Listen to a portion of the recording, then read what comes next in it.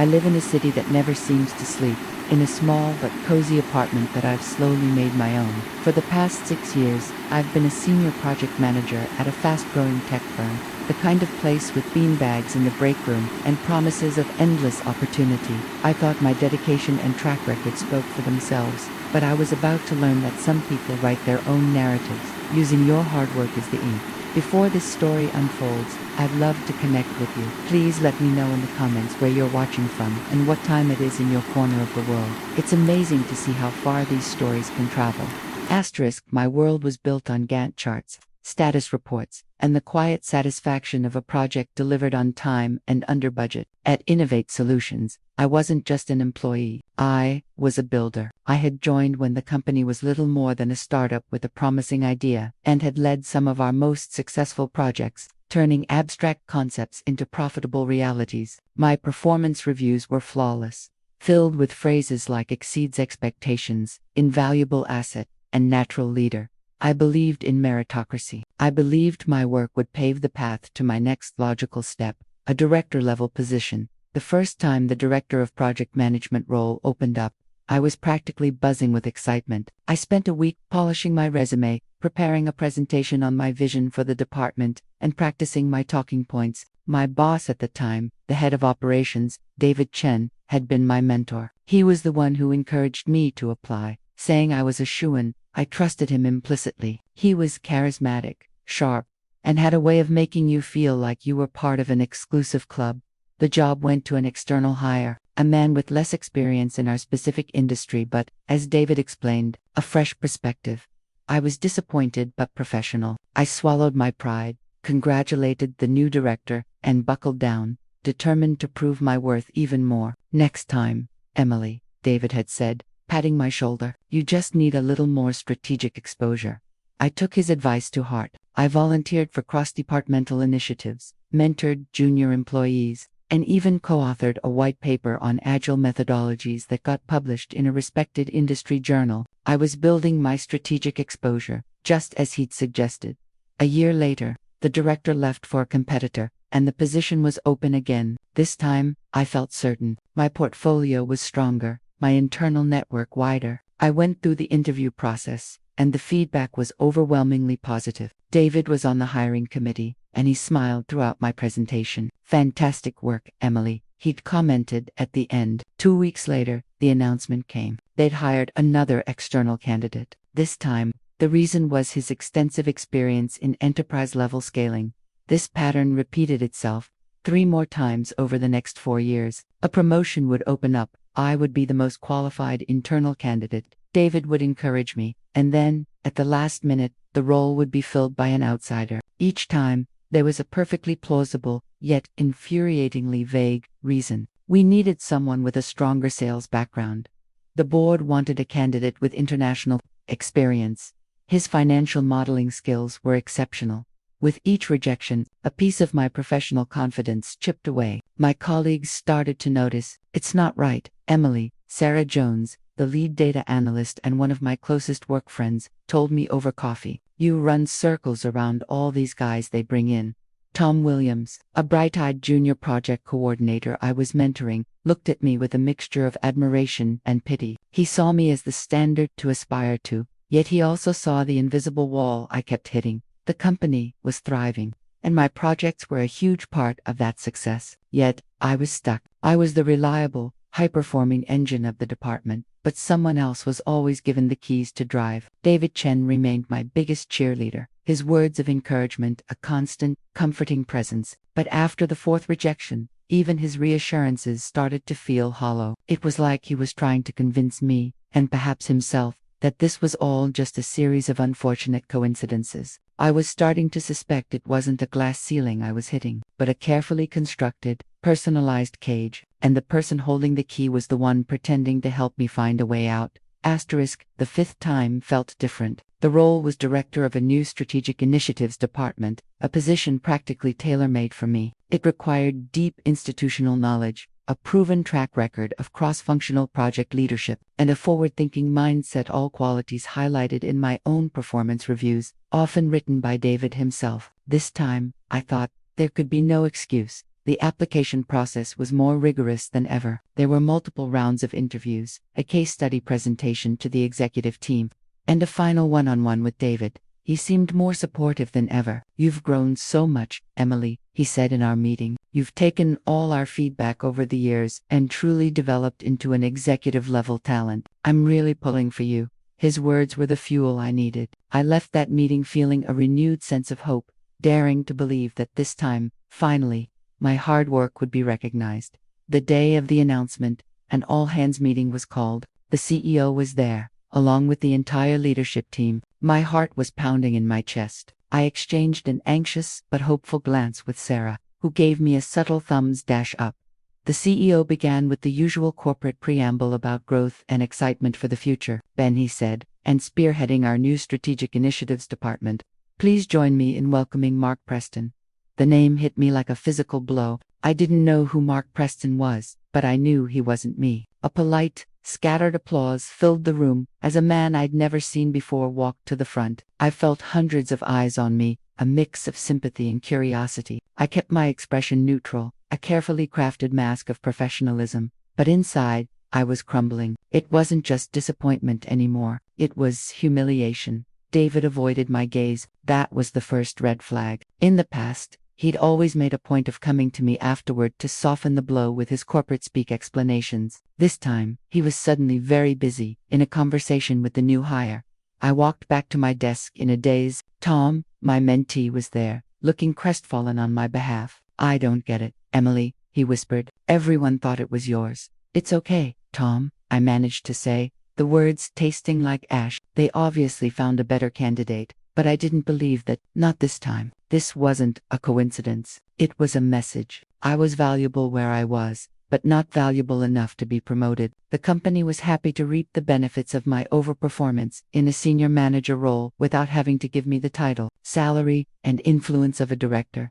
That afternoon, I requested a debrief meeting with David. He couldn't refuse a direct request, but his assistant came back with a time slot a week away. Another red flag. He was avoiding me. When the meeting finally happened, he was all polished sympathy. "Emily, I know you're disappointed," he began, steepling his fingers. "Mark is just an exceptional talent. He built a similar department from the ground up at his last company. The board felt that was an experience we couldn't pass up." "David," I said, my voice steady despite the tremor I felt inside. "This is the 5th time. I've done everything that was asked of me. I've expanded my skills. I've taken on more responsibility. My teams consistently deliver flagship projects. What is really happening here?" He leaned back, his charming smile unwavering. "It's a competitive environment, Emily. Your time will come. Don't mistake a few setbacks for a lack of faith in your abilities. We see you as a cornerstone of this department. A cornerstone, that's what you build on, not what you elevate." It was the most condescending, infuriatingly corporate compliment I had ever received. He was admitting my importance to the foundation while denying me a place on the executive floor. He wanted me to stay put, to be the reliable workhorse so that he and his new hires could look good. The betrayal wasn't just in the rejection. It was in the years of feigned mentorship and hollow encouragement. He hadn't been my champion. He'd been my gatekeeper. And in that moment, sitting across from his placid, smiling face, I knew I couldn't just accept it. I had to understand why. The fight wasn't over. It was just beginning. The anger and humiliation burned hot for a few days before settling into a cold, hard resolve. I wasn't going to quit, and I wasn't going to complain to HR. That would be playing their game. HR would conduct a token investigation. David would deliver a prepared statement about hiring the best candidate for the role, and I would be labeled as disgruntled. No, if I was going to find the truth, I had to find it myself. My first clue came from an unexpected source. Tom. He was working late one night, helping me archive the files from our last major project. He was quiet, almost hesitant. "Emily," he started, "this is probably nothing, but something weird happened during the final interview week for the director role." I stopped what I was doing. "What happened?" "I was helping the IT department with an office move, and I had to go into David's office to swap out his docking station. He wasn't there, but his computer was on. He had this spreadsheet open." Tom nervously pushed his glasses up his nose. "It looked like a budget projection, but the title was Departmental Restructuring, Q3 Projections, and I saw your name on it." My name. In what context? That's the weird part, Tom said, lowering his voice. It was in a section labeled Retention Risks. Next to your name was a salary number, your current one, I think, and then a note. It said, high performer, low flight risk, can defer promotion cycle for 18 to 24 months. Cost savings estimate, $75,000 annually. The air left my lungs. It was all there, in black and white. Cost savings. It wasn't about my skills, my experience, or finding the best candidate. It was a cold, cynical financial calculation. David knew I was loyal to the company I had helped build. He had weaponized my dedication, branding me a low flight risk and deciding it was cheaper to keep me exactly where I was, doing the work of a director for the salary of a manager. The $75,000 was the difference between my pay and what a new director would command, plus bonuses and stock options. My stolen promotions were funding his department's bottom line. Tom, this is huge, I breathed. Did you see anything else? No. I heard him coming back and I left. I felt bad for seeing it. But after the announcement, I just thought you should know. You did the right thing, I assured him, my mind already racing. A spreadsheet on his local machine would be impossible to get. But if he was sharing this data with anyone, there might be a trail. That's when I turned to Sarah. Sarah wasn't just a data analyst. She was a magician who could make servers talk and databases sing. We met for lunch far from the office. I laid out what Tom had told me. She listened intently, her expression hardening with every word. That's not just unethical, Emily, she said, her voice tight with anger. That's a deliberate scheme to suppress your career for financial gain. He's not just blocking you, he's profiting from it. I know, I said, but Tom's testimony is just hearsay. I need proof, something concrete. Sarah swirled the ice in her drink, thinking, David is smart, but he's also arrogant. He probably thinks he's covered his tracks. But everyone leaves a digital footprint. He's been emailing the CFO his departmental budget proposals every quarter. If that spreadsheet was part of his planning, a version of it might have been attached or embedded in his communications. But those emails are on the company server. We can't access his private mailbox. A slow, determined smile spread across Sarah's face. No, we can't. But I run the company's data analytics and compliance software. It backs up everything, and I mean everything, for legal discovery purposes. The system flags documents with keywords related to finance, personnel, and restructuring for auditing. It doesn't read the emails, it just indexes the attachments. If I run a search for system-wide documents containing your name and the phrase cost savings or retention risk created in the last 6 months, I might find something. It was a long shot, and it was risky. If she was caught, she could be fired. Sarah, you don't have to do this, I said. Even though I desperately needed her to, she reached across the table and put her hand on mine. Yes, I do. For 5 years, I've watched you be the most competent person in the room and get passed over every single time. This isn't just about you anymore, Emily. It's about all of us who play by the rules and still get cheated. Let me see what I can find. The next 2 days were agonizing. I went about my work, sat in meetings, and even had a brief, cordial conversation with Mark Preston, the new director, about transitioning my project overviews to him. All the while, I was playing the part of the loyal employee, the good soldier. But beneath the surface, a storm was raging. Every polite smile from David Chen felt like a dagger. Every email he sent was a reminder of his calculated betrayal. On the 3rd day, a message popped up from Sarah in our secure chat app. It just said, coffee. Our spot. 20 minutes. When I arrived, she was already there, a plain manila folder sitting on the table beside her laptop. She looked like she hadn't slept. Don't get your hopes up too high, she started, opening the folder. I didn't find the exact spreadsheet Tom saw. That was probably on his local drive, as we suspected. But I found something better. She slid a document across the table. It was a printout of an email chain between David and the CFO, sent 3 weeks before the new director was hired. The subject line was Q3 Departmental Headcount Strategy. In the email, David outlined his plan for the new Strategic Initiatives Department. He argued against promoting from within, stating that an external hire would re-energize the team. But then came the attachment. Sarah turned her laptop around. On the screen was a presentation deck. The slide she had opened was titled Internal Candidate Analysis. Van Champ.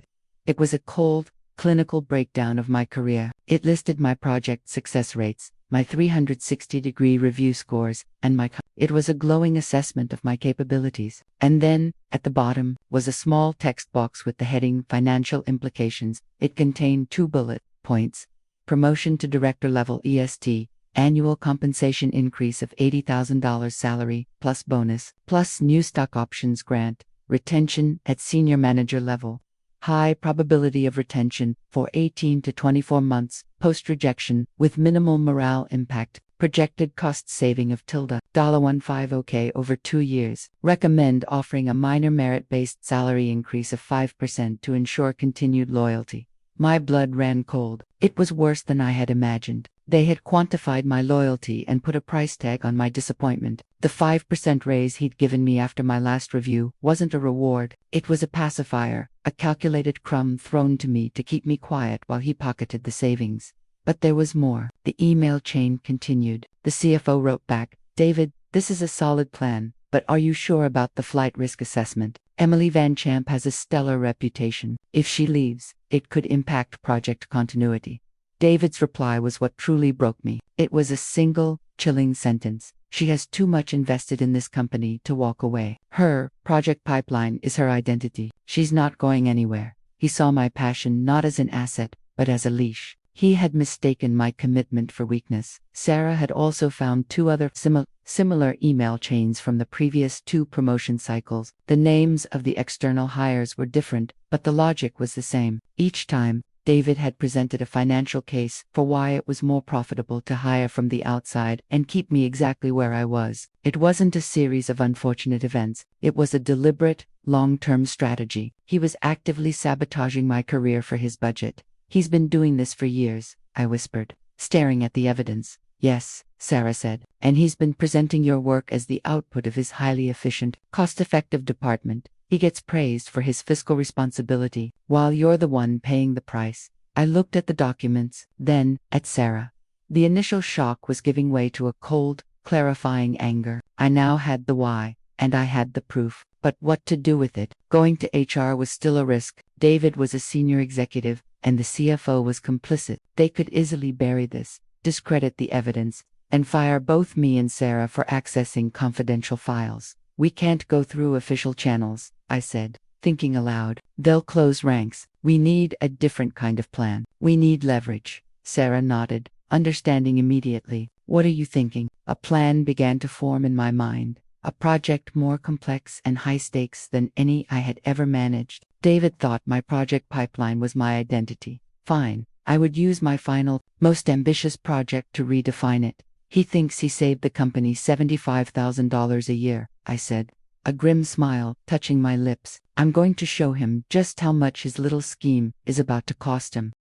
My plan had to be executed like a flawless project launch, meticulous, strategic, and with every contingency mapped out. For the next 2 weeks, I worked with a quiet intensity I had never known before. During the day, I was the perfect employee, diligently handing over my responsibilities to Mark Preston, answering his questions, and offering my full cooperation. I was so helpful, in fact, that he even mentioned to David how smoothly the transition was going. I saw the smug satisfaction on David's face. He thought he had won. He thought I had accepted my fate. But at night, my apartment became a war room. With Sarah's help, I began building what I internally called the counterproposal. It wasn't a proposal for a job. It was a proposal for David's removal. First, I documented everything. I took the emails Sarah had found and built a detailed timeline of all 5 promotion cycles. For each one, I listed the open position, the external candidate who was hired, and a summary of David's justification. Alongside it, I placed excerpts from his emails to the CFO, showing the real, financial motivation. Next, I compiled a comprehensive portfolio of my own work, but with a twist. For every major project I had led, I calculated the exact revenue it generated and the profit margins it secured for the company. I created charts and graphs that visualized my direct contribution to the company's bottom line. The numbers were staggering. Over 6 years, my projects had generated over $50 million in revenue. Then I put my salary next to it. It was a tiny fraction of the value I had created. The final piece was the most critical: the leverage. Innovate Solutions had one major client, a massive tech conglomerate called Omnicorp, that accounted for nearly 40% of our annual revenue. For the last 2 years, I had been the lead project manager for the Omnicorp account. I had built a deep, personal relationship with their key stakeholders, particularly their vice president of strategy, a woman named Ms. Alvarez. She was tough, demanding, and she trusted me completely. Our contract with Omnicorp was up for renewal in 6 months, and it was the single most important deal for our company's future. I reached out to a former colleague who had left to work at a rival tech firm, a direct competitor to Innovate Solutions. I told her I was exploring my options and asked if her company would be interested in a senior leader who could potentially bring a major client relationship with them. It was a dangerous move, but a necessary one. Within 48 hours, they were tripping over themselves. They flew me out for a confidential meeting. I didn't show them any of my evidence against David, but I showed them my portfolio, the results, the revenue, the success stories. They made me an offer that was beyond my wildest dreams, a vice president position, a salary that was double my current one, and a significant equity stake. It was everything David had denied me, and more. I had their offer letter, in writing, saved as a PDF on a secure drive. Now, all the pieces were in place: the proof of David's scheme, the evidence of my value, and a confirmed exit strategy that represented a catastrophic threat to the company. I asked David's assistant to schedule a 30-minute meeting with him and the CEO. I titled the meeting, Invitation Long-Term Strategic Planning for the Omnicorp Account. It was bait he couldn't possibly refuse. My moment was coming. I wasn't going to be emotional or angry. I was going to be a project manager presenting an irrefutable business case. The project was my own career, and the deliverable was justice. I walked into the executive boardroom feeling strangely calm. The CEO, Mr. Harrison, sat at the head of the table, looking mildly curious. David was next to him, wearing his usual confident smirk. He probably thought I was there to present a brilliant new idea that he could later take credit for.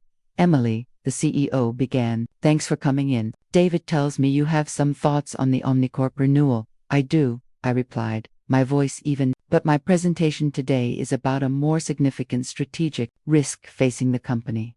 I placed my tablet on the table and connected it to the large monitor at the front of the room. The first slide was the title, A Strategic Review of Internal Talent, Management, and Its Financial Impact. David's smile faltered. I didn't give them a chance to speak. I moved to the next slide, which showed the timeline of the 5 director-level positions I had applied for. I calmly walked them through each one, detailing my qualifications and the outcome.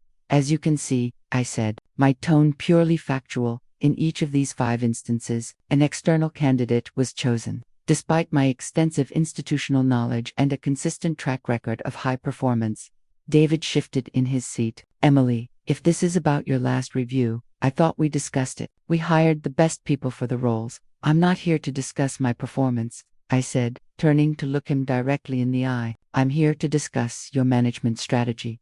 The next slide appeared on the screen. It was a screenshot of his email to the CFO, the one where he calculated the cost savings of keeping me at a manager level. I had redacted the CFO's name to isolate the blame. The damning phrases, low flight risk, defer promotion, cost savings estimate were highlighted in red. The color drained from David's face. The CEO leaned forward. His eyes narrowed as he read the text on the screen. For the past 4 years, I continued, my voice as steady as a rock, David has systematically blocked my advancement, not based on my performance, but based on a secret and unethical financial strategy to artificially suppress departmental costs. He has done so under the guise of mentorship, while actively misleading both myself and, I suspect, the executive leadership about the reasons for these hiring decisions.